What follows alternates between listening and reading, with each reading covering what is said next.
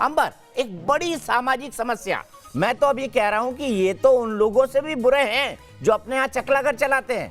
ये लोग तो उन लोगों से भी बुरे हैं जो लड़कियों को किडनैप करके ले जाते हैं। कम से कम हम कह तो सकते हैं कि ये गुंडे हैं, पर ये तो सफेद पोश गुंडे हैं। क्यों ना इनके खिलाफ संगठित ढंग से अब खड़ा हुआ जाए। अंबर, क्या सोचती हैं आप इस बारे में? बिल्कुल सही है दीपक जी, आपने बहुत महत्वपूर्ण बात बोली है। मैं लगातार कहती आ रही हूँ कि बॉलीवुड के जितने भी लोग हैं वो एक दोहरी जिंदगी जीते हैं। वो लोग जो पर्दे पर सच के साथी और इंसाफ के लिए जान देने वाले और देश के लिए जान देने वाले बनते हैं, वो असल में क्या है, ये हकीकत जो फिल्म इंडस्ट्री से जुड़े हैं या फिर मीडिया जगत से जुड़े हैं, उन सबको, हम सबको उनकी हकीकत पता है। जो पायल जी ने बात कही है कि बड़े बड़े प्रोडक्शन हाउसेज इस तरीके के अपनी एक्ट्रेसेस को फोर्स करते हैं प्रोस्टिट्यूशन में, ये बात सब जानते हैं और हम सब ने ये बातें सुनी है। लेकिन हम कभी इन या फिर आप एक्ट्रेस की बात करें, वो इन सारी चीजों के खिलाफ कभी आवाज नहीं उठाते कि हमारी इंडस्ट्री में इस तरीके की चीजें, गलत चीजें लड़कियों के या लड़कों के साथ भी हो रही हैं। तो ये नहीं होना चाहिए। बल्कि दूसरी तरफ अगर देखा जाए तो जब भी कोई देश विरोधी धरना हो, बयान हो, या फिर किसी कोई ऐसा विक्टिम है जिसका धर्म और जात और उसका राजनीतिक जो विचारधारा है वो देखकर वो बहुत बड़े तख्तियां और बयानबाजियां करने लग जाते हैं, सोशल मीडिया पे उनकी पोस्ट आना शुरू हो जाती हैं।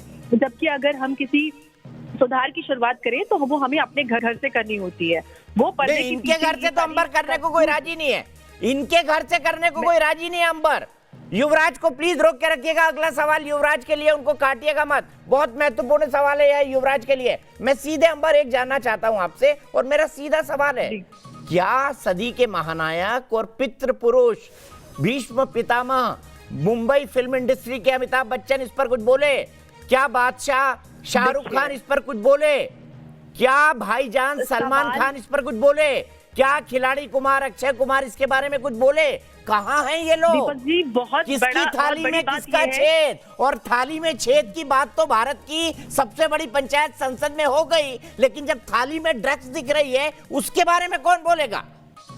देखिए, मैं वही बोल रही हूँ कि जिनको अपनी थालियों की चिंता होती है, उनको पता होता है कि उस थाली में क्या हो रहा है, और उन्हें चिंता यही थी कि उन्हें सुरक्षा दी जाए, क्योंकि उन्हें डर था कि उनकी सारी चीजें बाहर ना निकल आए। वही लोग जो इंडस्ट्री के मालिक बने होते हैं, सदी के महानायक बने होते हैं और एक फर्स्ट फैमिली ऑफ बॉलीवुड कहलाते हैं, वो सुशांत, दिशा और ऐसे अन्य मुद्दों के लिए आवाज नहीं उठाते।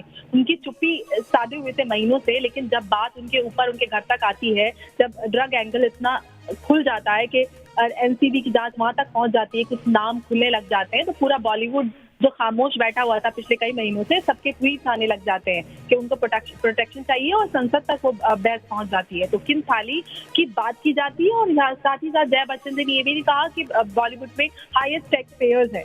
अगर हाईएस्ट टैक्स पेयर्स कोई अपराध करते हैं तो इसका मतलब ये नहीं है कि हम उस संगठित अपराध को हम जायज ठहरा दें या उसको कोई कानूनी रूप मिल जाए। बॉलीवुड में ये सारी चीजें बहुत लंबे समय से होती आ रही हैं, और इस पे सवाल उठाना बहुत जरूरी है और इसका अंत होना बहुत जरूरी है।